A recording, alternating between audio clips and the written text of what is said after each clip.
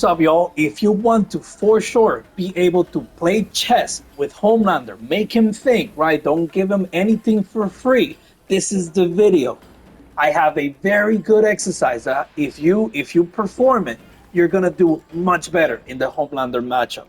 And this is all about understanding his option after he does his best neutral move, his God move, his forward four. It reaches really far. It allows him to hit confirm for basically free. You see this hit, you have forever to just press punch and get a full combo, right? So it is relatively safe from around max to sometimes even around this distance, right? So it is relatively safe. But if you don't understand exactly how to deal with all of the options that he has, you're going to every single time let him get away with murder. And I see this all the time. So let's lab it out. This is first, before I show you what the exercise is, I'm going to break down each option. The first thing he can do is just forward four by itself. There are two things that you have to keep in mind about forward four by itself. Yes, it is a great normal. Yes, it is perfect for head confirming. It also has 28 frames of recovery, which means if you're around this distance and you have a move that can get to where he's at within 28 frames, whether it is a projectile, whether it is a teleport, Melina ball roll, a normal, a string that can get to him within 28 frames, perfect. Punish him every time. And sometimes, keyword, you may have a cameo that's gonna be able to reach there in 28 frames. So make sure you have your options. So that's the first part. The second part is this move is not always safe. Most times it is unsafe. If they're doing it from the safest distance, it's gonna be at -8 at the safest range. Now, -8 from here is not a big threat. But if it's close, at the worst case, it's a -12, which means it's punishable with a few mids and all of the highs in the game. If he's right here, he's like a -11 or -10, which means you can dash up and do a high and get a full combo. Do not let him get away with murder if he's just doing this move, because he is not safe. So what I like to do, sometimes I like playing at around this area to try to make him whiff and react accordingly. But if he knows I'm doing that, he's gonna start dashing up and doing this move. If he does, I also like to dash up and block. Why? Because it will get me to be right in front of his face at -12. And what that means is I get to have my turn. I get to have my say. And you do that a couple of times, he's gonna start thinking about his options. Now, options, he has plenty. He can go into float from here. Further distance, he can go float into air laser, which then goes into Farah, which goes into full combo. Broken, I know, disgusting, I know, but you know the option is there. You can always up block it, you can always interrupt it if you know that that's the option. Anytime he goes into float from here, that's a free armor out.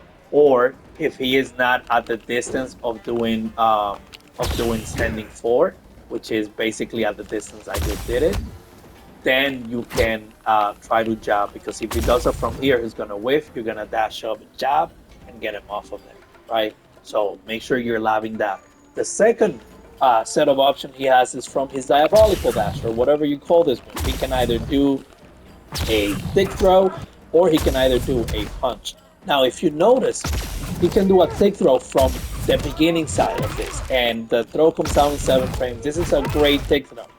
So the problem with this is no Homelander is going to be doing this thick throw right away. So keep in mind, they're never going to be doing the throw right away. Most times they're just going to see it, if it hits or block, and then go for the punch. If it's hit, if it's blocked, then go for the throw. The punch comes out in 4 frames, which means it comes out faster than the 7 frames throw. So you generally want to, and I'll tell you a bit of this thing, you generally want to react accordingly. If he does the punch, then he's out airborne, and you can either wait for him to come down and punish, or you can punish right from the air, however you prefer. The punch is a high. I've seen people get hit with this all the time, with the punch or the throw. This is not a mix-up. You can always, you see this hit or be blocked, you can always duck is gonna whiff every single time. So make sure you're making him whiff for that. So this is going to whiff every single time because it is a high. So make sure you duck under it. The only option he has after he does the very committal dash is this, which is 10-3. And the problem with 10-3 is that it is 19, negative 19 on block, which means you're gonna get your nicest mid punish. That's why they're generally not gonna do it. This is also a high. It's +4, yes, but they're always going to prefer going for this or throw. I've seen people block this. There's no reason, if you're guessing between this and throw, there's no reason for you to block this kick ever. So keep that in mind. You're not afraid of his mid after his diabolical dash because he's not gonna lead anywhere unless he has a cameo to lead for that, which with Farah is not gonna lead him too much because he cannot be grabbed by Farah when doing this move. So keep that in mind, please. Start ducking his options.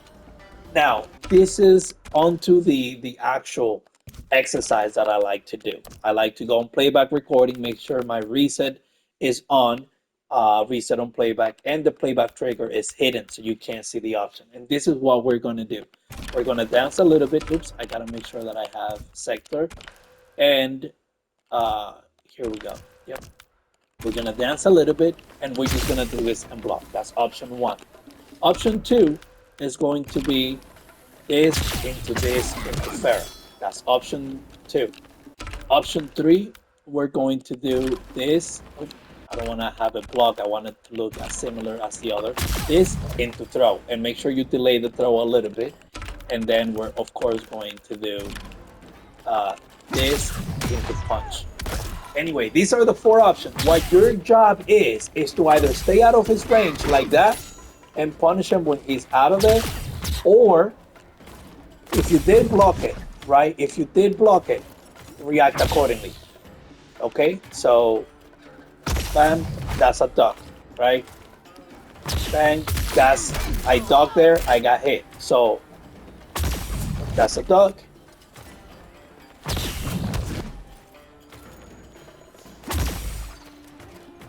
The better you get at this, the more you're going to start understanding his option of when to duck, when he's gone into the sky, when you can take your turn back. So this is what I like to do. If he does it there, I didn't punish.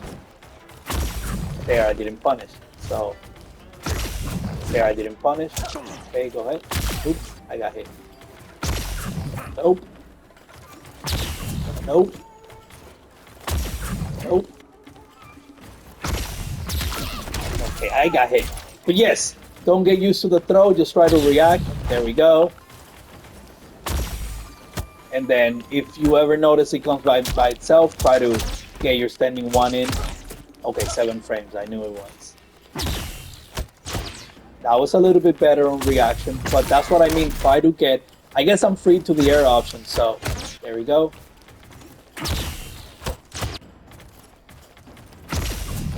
Nice.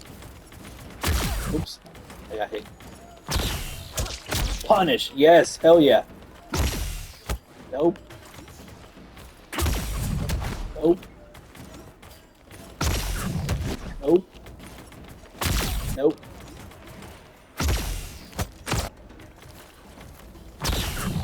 Anyway, do this enough times and you're gonna get the hang of it. You're gonna start blocking, or at least what this does is it lets you know what your options are when it comes to dealing with this character. If you understand what his options are, then you can better punish him for it. So make sure that you lab this out.